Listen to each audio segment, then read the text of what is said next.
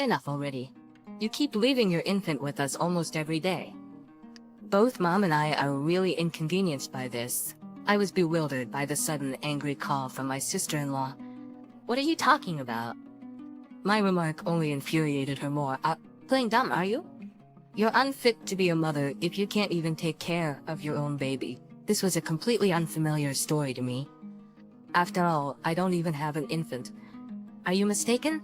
I've never left my child with you, and my daughter is already 3 years old. Our assertions were not aligning, and my sister-in-law's irritation was palpable.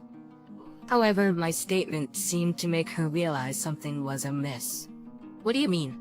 This wasn't a simple misunderstanding by my sister-in-law. In fact, it was all a calculated scheme by someone else, and she had been deceived too. Then who was that baby? Someone had concocted a series of lies, crafting a perfect scenario. But this call from my sister-in-law began unraveling the lies one after another. The meticulously planned deception fell apart, and the final chapter of the plot turned out to be an irony beyond anyone's imagination. My name is Haley. By day, I'm a salesperson at a major bank busy with client visits. After work, I rush to the daycare where my 3-year-old daughter Mabel waits. Sorry to keep you waiting, Mabel. My daughter runs towards me with a big smile. It's the moment my day's fatigue vanishes. Here, I switch from a salesperson to a mother. It's the start of my mom's duties. After getting home with my daughter, we have dinner, prepare for the next day, and take a shower. Then I put her to bed, marking the end of my day. This is my daily routine. My husband Luke is busy with work and often comes home late. Thus, household and childcare duties are left to me.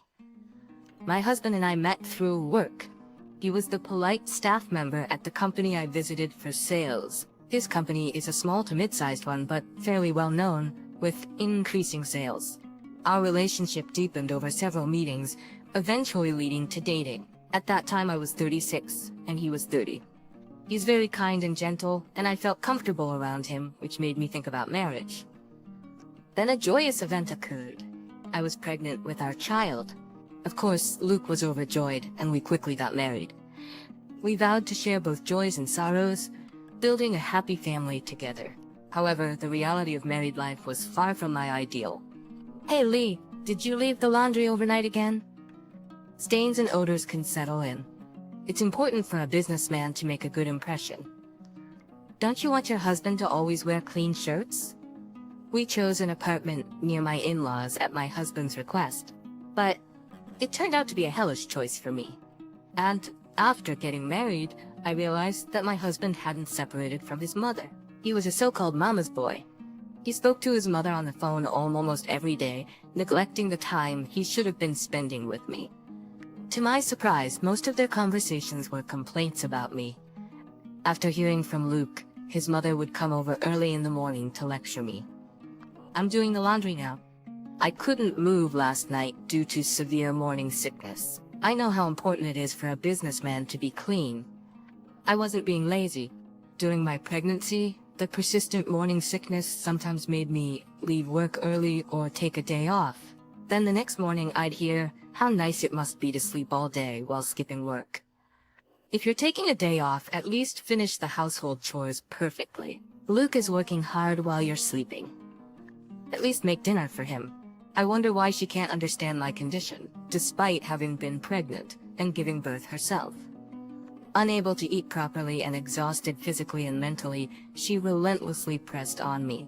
Pregnancy isn't a sickness. Don't be so soft. Am I the one who's wrong? I can't tell anymore what's right and what's wrong. I was too exhausted to even think about it. Of course, pregnant women with big bellies feel tired. If you can't handle that, you're not cut out to be a mother. My mother-in-law's criticism never stops. You're already 37, aren't you? It's one thing for a younger daughter-in-law, but at your age, you shouldn't be whining.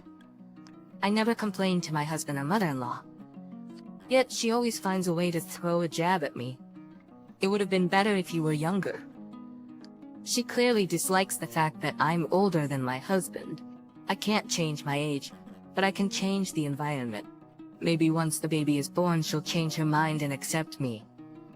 I was hoping that a good relationship could be built through the baby. Half a year later, I safely gave birth to my daughter. However, my mother-in-law showed no interest in her. While I was on maternity leave, struggling with new motherhood, my mother-in-law and husband went out frequently together. When my husband came home and saw the messy house, he reported back to her. Then she'd come over screaming at me. This was my daily life. My husband's attachment to his mother grew stronger after our daughter was born. He probably couldn't accept becoming a father. And he probably still wanted to be his mother's boy. The same was true for her. Her son seemed to be her favorite. Their bond got stronger, and I was at my wit's end. When my daughter turned 1, she started daycare, and I returned to work. Around that time, my husband began coming home later and later. One day I saw his pay slip. He's working so hard every day, staying late, but there's no overtime pay. What's going on? He would come home after midnight due to overtime, but his efforts weren't reflected in his salary, and I was puzzled. Well, we're a small business. Unlike big corporations, overtime is just part of the job. It's the same for most small businesses. My husband defended his company, but this is a violation of labor laws. It's too much. It's not just a few hours of overtime a month. This is extreme. Why not talk to your company? He turned red and raised his voice at me. You want me to get fired? Don't you dare do anything unnecessary. This was the first time he had raised his voice at me. I was shocked and couldn't find the words to respond. Why was he so protective of his company? There might be another reason. I had a hunch. Years passed, and now my daughter is 3. She's a bit asthmatic and visits the pediatrician, but otherwise, she's growing well. As usual, I was out on sales calls. Breathing out in the dry air, I could see my breath, a sign of winter's arrival. Then suddenly my phone rang. It was from my daughter's daycare. I stopped on the sidewalk, my hands numb from the cold, and answered the phone. It sounded panicked. My daughter had a fever. She was so energetic this morning when I dropped her off at daycare. Maybe she caught a cold in this chilly weather. I cut my work short and hurried to the daycare. My daughter looked exhausted and was struggling to breathe. And when I picked her up, her body was alarmingly hot. Realizing this was serious, I immediately took her to the pediatrician. The doctor said her asthma had worsened, her blood oxygen was low, and she was in a dangerous state. She needed to be hospitalized immediately. I called my husband. Mabel's in the hospital. I can't make it. I'm swamped at work. You'll have to handle everything. But why does she have to be hospitalized? He didn't know our daughter had asthma. My husband, who never helped with childcare, didn't know anything about her. The answer was clear. He would use work as an excuse and leave it all to me. I just wanted my husband as a father to show some concern for our daughter, who was delirious with a high fever and struggling to breathe. As her mother, overwhelmed with emotion, I couldn't understand why he was so indifferent towards our daughter's well-being. Overwhelmed with worry, I wished for some support from my husband. Such a basic family picture seemed like a luxury to me. My daughter's symptoms had subsided with milk and medication, and she was sleeping. In the meantime, I hurried home to pack the necessities for her hospital stay. Then my phone rang. It was my mother-in-law. Why would she call at such a busy time? Maybe she heard about my daughter's hospitalization and wanted to help. Or was it another call filled with sarcasm? I answered the phone with trepidation. What are you thinking? Mabel's been hospitalized? And with severe asthma? She started berating me the moment I picked up. Just another call filled with sarcasm. Making your child develop asthma, it's your way of raising her, that's the problem. You must be living in a filthy room not cleaning properly. The air must be dirty too. No matter how much I tried to deny it, she didn't stop. If you had paid attention to her diet, this wouldn't have happened. You're probably feeding her food that causes asthma. And are you feeding Luke the same asthma-inducing meals in that dirty air? I won't let it go if something happens to Luke. I needed to head to the hospital where my daughter was waiting. I didn't have time for such pointless lectures. What did she mean by asthma meals? It's one thing to belittle people, but this is too much. I'm heading to the hospital now, so I have to go. I ended the call forcefully, sure she was fuming on the other end. But I had reached my limit.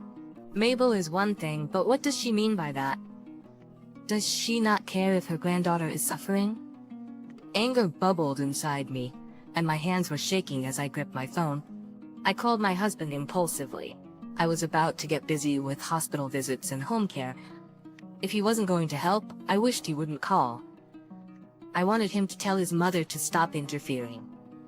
And I wanted my husband to understand my struggles. Don't talk to me about that. Mom's right, isn't she? You've been neglecting your household duties, using work as an excuse. It's your lack of management that caused Mabel's condition. Instead of understanding, he lectured me too. I'm not neglecting anything. I might not be able to do everything, but I'm managing the basics. I had no allies. Then talking like this is just a waste of time. I was wrong to expect even a little understanding from him. I hung up, feeling hopeless. Tears wouldn't stop. I took leave from work during Mabel's hospitalization to focus on caring for her and the household. I had almost no time to rest, constantly traveling between the hospital and home. Meanwhile, Luke was still coming home late, leaving dirty laundry and trash everywhere. There was trash everywhere. The table was littered with supermarket receipts and used tissues. Breakfast was left as it was. He had no intention of helping me. I cleaned up after him every day, feeling helpless. One day while cleaning at home, my mother-in-law showed up suddenly. The other day, you left the laundry hanging on the balcony and didn't bring it in. Luke's shirt was damp all night because of that. So Luke had been bad-mouthing me again. That day I stayed overnight at the hospital and couldn't return home. Couldn't Luke have brought in the laundry himself? And the orange juice in the fridge was expired. That's Luke's favorite juice. You should manage it properly and buy fresh juice. Well, if he likes it so much, he should finish it before it expires. He can buy his own juice. Neglecting household chores because you're caring for the sick won't do. You can leave Mabel to the hospital. Luke is working hard. Don't you think about supporting your husband more? You're really a hopeless wife. I was utterly exhausted. No matter what my mother-in-law said, my heart was so numb that I felt nothing. Mabel is only 3 years old. There's only so much she can do by herself. Luke is 34. He should be able to think and act for himself. If you're still worried, why don't you take care of everything for him? I finally let my inner thoughts slip out. What? What did you just say? Fortunately, my voice was soft enough that my mother-in-law didn't quite catch it. Don't mumble. If you have something to say it clearly. Her loud voice was piercing, and I turned my back on her. I'm off to the hospital now, so I'll have to go. Please buy the orange juice for him. With that, I left the house. My mother-in-law was still saying something, but I closed the door without looking back. Please, I just want her to stop bothering me. I was at my limit with exhaustion and stress. Still, I hurried to the hospital where my daughter was waiting. During Mabel's hospital stay, neither my husband nor my mother-in-law came to visit. Not even once. I had asked Luke several times, hoping he would come, but he always refused, citing work. Mabel had fully recovered and was discharged from the hospital after a few weeks. She needed a few days of rest at home. I felt a little relieved as her condition stabilized. Luke continued to come home late, showing no concern for Mabel. Our conversations as a couple gradually decreased. She's discharged now, isn't she? Even a terrible wife like you should be able to manage household chores perfectly now. If not, you're a complete failure as a wife. My mother-in-law called me almost every day, busy with taking care of Mabel and housework. She never offered to help or even asked about Mabel's condition. She called only to make sarcastic remarks. You really are a terrible wife, she would say. That's why I dislike older women. Lately, it's been less about housework and more about personal criticism. My mother-in-law probably just wanted an excuse to criticize me. Being called a terrible wife every day, I even started to feel mentally drained. One day I talked to Luke about it. You're called that because you are a bad wife, he said. If you don't want to hear it, try harder. As expected, he sided with his mother. Don't come to me with that. I'm tired. You being like this is also why you're a bad wife. Take better care of your husband. And not getting along with Mom is a failure in itself. You're making such a kind mother angry every day. Look at yourself. You're really hopeless. Instead of support, I received more criticism. I regretted talking to Luke and left the room. I decided not to rely on anyone anymore. After that, Luke and I stopped talking. His return home got even later, and we hardly spent any time together. He even started staying out overnight, sometimes for consecutive nights. When he did come home, he just dropped his dirty clothes on the floor, packed fresh ones in his bag, and left. Maybe this was all for work, but I couldn't believe that anymore. My mother-in-law's sarcastic calls continued. A woman who's just old and can't provide proper education is far worse than a young woman from a proper family, she would say. Lately, her sarcasm hinted at the presence of another woman. I didn't need her to tell me. I wasn't oblivious. During Mabel's hospital stay, while cleaning up scattered receipts on the table, I happened to see one. It was for women's stockings and underwear, purchases he couldn't have made if he was working overtime. On my way back from the hospital, I bumped into Luke's boss. I had met his boss several times when I visited Luke's company for sales. His boss even gave a speech at our wedding and had been kind to both of us. Our company is famous for not having overtime, he said. We even turn off the lights in the office at the end of the day. His words shocked me. Luke had been lying to me, spending his nights with another woman. His infidelity was obvious. I had been struggling alone. Should I endure it for Mabel's sake? Or should I just get a divorce? But I couldn't come to a decision. One day, I received a call from an unknown number. Who could it be? I wondered. Because of the daily calls from my mother-in-law, I had become sensitive to the phone ringing. I hesitantly answered the phone. It was Luke's younger sister. She's 5 years younger than Luke, living with their parents. We hardly ever met, our interactions limited to about once a year. She was busy with her own work and had a fulfilling personal life. Enough is enough. Why do you keep leaving an infant at our house every day? Both Mom and I are so inconvenienced. I was taken aback by my sister-in-law's sudden outburst. What? What are you talking about? My bewildered response only infuriated her more. What do you mean, what? Are you pretending not to know? A mother who can't even take care of her own baby is a failure. This accusation was completely unfamiliar to me. I don't even have an infant. I've never left such a child with anyone. I've always taken care of my daughter alone. I was confused. I took a moment to calm my thoughts. Aren't you mistaken? I've never left my child with you, and my daughter is already 3 years old. I don't have an infant. Our claims didn't align, and my sister-in-law grew more frustrated. But my words seemed to make her realize something was amiss. She took a deep breath and tried to organize her thoughts. What do you mean? I was told it's your baby. Mom and I are exhausted from taking care of the baby every day. If it's not your baby, then whose baby is it? I had no idea. Who was this child that my sister-in-law and mother-in-law were looking after? I don't know, but who told you that and brought that baby to you? My sister-in-law, confused, answered, It's Luke. He brings the baby, saying Haley asked him to. I never said anything like that. And what about my mother-in-law? She should know our daughter is Mabel. Why would she accept this mysterious infant? Is there some reason they are caring for this baby? Or is their inexplicable behavior giving me a bad feeling? We should find out who this baby is. My sister-in-law on the phone agreed. A few days later, I visited my in-laws' house. Luke just brought the baby. He's here now. My sister-in-law whispered this to me quietly as she opened the front door. I nodded and entered the house silently. Laughter from Luke and my mother-in-law could be heard from the living room. They must be playing with the infant. I peeked through the door gap. Luke was cooing at the baby in a high-pitched voice, his expression eerily calm. He had never spoken to our daughter like that. I was stunned. This was really happening. I had evidence, but part of me didn't want to accept it. Luke's affair. But I couldn't look away from the reality in front of me any longer. Okay, Daddy's gonna work now? Be a good baby, Luke said, standing up and walking out of the living room with a smile. Then he saw me in the hallway. His eyes widened and his face changed color dramatically. He was speechless at the unexpected encounter. Frozen in place. Luke, what's wrong? My mother-in-law asked, approaching with the baby in her arms and peeking out from behind Luke. Why are you here? She was shocked and seemed confused when she saw me. She desperately tried to hide the baby. So you neglect our family and happily spend time with your mistress's baby. I had endured and turned a blind eye to Luke's infidelity until now.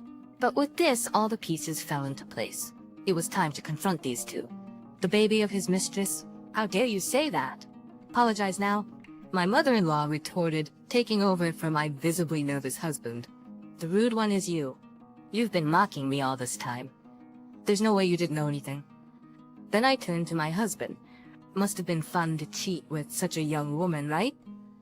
I said, scattering dozens of photos on the floor.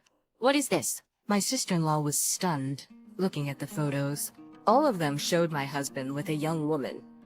There were photos of them entering a motel arm in arm, and others of the woman holding an infant, walking around town with the two of them. Of course, that infant was the same one they lied about, claiming it was mine and leaving it at my in-laws' house. This baby, is it with your mistress? That's the worst. What are you doing? My husband was frozen like a deer in headlights, sweat trickling down his face. No use making excuses. I've investigated everything. I handed over the investigative report from the detective agency to my husband. The woman was the daughter of a client of his, and he had been involved with her since she gave birth to the child. All his late nights at work were a lie. He finished work at his usual time and headed straight to her house. You're truly despicable. What were you planning to do from here? My husband finally spoke, trembling. The woman's pregnancy had been an unexpected situation. He had hidden the fact that he was married with a child, so she believed he was single. When she got pregnant, she pressed for marriage, and he was at a loss. Eventually, he couldn't handle it alone, and confided in my mother-in-law. At first, she was shocked and scolded him. However, she quickly took a liking to the young woman, who happened to be the daughter of a president. She encouraged him to divorce me and marry her instead. But he couldn't marry her immediately because he was already married. He was already married. He lied about family issues and made a deal that she could leave the baby at his parents' house whenever she went out. She started leaving the baby there almost daily. My mother-in-law, fully supporting the marriage with the mistress, agreed to take care of the baby. My mother-in-law and my husband made up the lie that the baby was mine to keep it hidden from my sister-in-law. How far were you planning to go with your lies, deceiving me, your mistress, her family, and even your dear sister? My sister-in-law was speechless, appalled. I'm sorry. My husband finally apologized to me and her, but did he think that was enough to resolve our issues? It wasn't going to be that easy. You owe an apology to more than just us. There's another family furious with you. My words made him pale. What? You don't mean... Yes, exactly that. I had already told everything to the family of his mistress. How could you lie about being single to your client's daughter? This could ruin not just your personal reputation, but also your company's. No way. My husband collapsed to his knees, drained of color. Unfortunately, I'm not a liar like you. Her parents are furious. They said they're gonna sue you. My husband crumbled, holding his head. Realizing he had no escape, he blurted out something unexpected. It's not my fault. This was all my mother's doing. I just followed her orders. Sue me if you're gonna sue someone. I was dumbfounded by my husband's sudden shift in attitude. Blaming his mother? Wasn't it his responsibility for cheating and fathering a child? To call his own parent this way? My mother-in-law couldn't stay silent at my husband Luke's behavior. And? What do you mean by my order? You're the one who came to me for advice. I've been desperately cleaning up your mess, even taking care of the baby. The ugly quarrel between them started. Shut up, I said.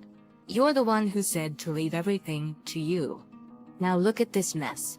How are you going to take responsibility? Luke's argument was ridiculously foolish. Take responsibility? I scoffed. It's you who's irresponsible for having a child with someone else in the first place. Their low-level argument seemed endless. I stepped in between them and presented Luke with divorce papers. Let's deal with this through lawyers from now on. And with that, I left my in-laws' house. After all the help you've received, now you're blaming your mother just because it suits you? Grow up, you mama's boy. It seemed my sister-in-law had also had enough of Luke. And so the battle ended. I moved on without looking back, ready to start a new life.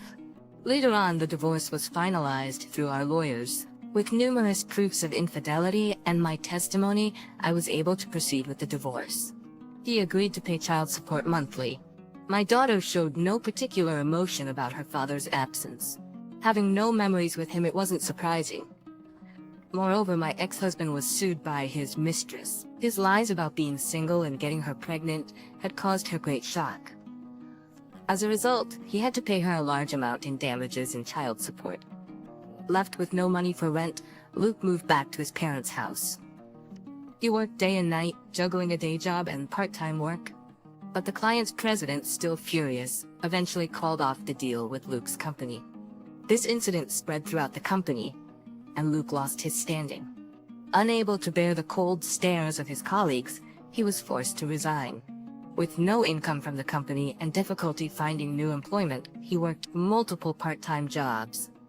However, his salary vanished each month, as he had to pay me and the mistress, relying on his mother's small pension and savings for living expenses. Relying on your parents at your age? How pathetic. Find a decent job and move out quickly.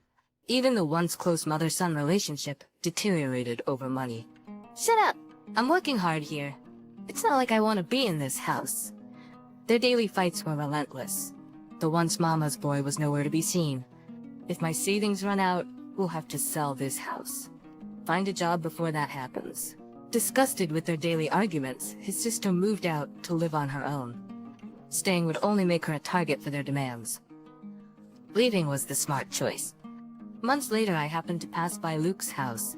The house I knew was demolished, and a new one stood in its place. Probably, Luke couldn't find a job after all. His sister, tired of their constant begging for money, had likely cut ties with them. No one knew where Luke's mother and Luke ended up.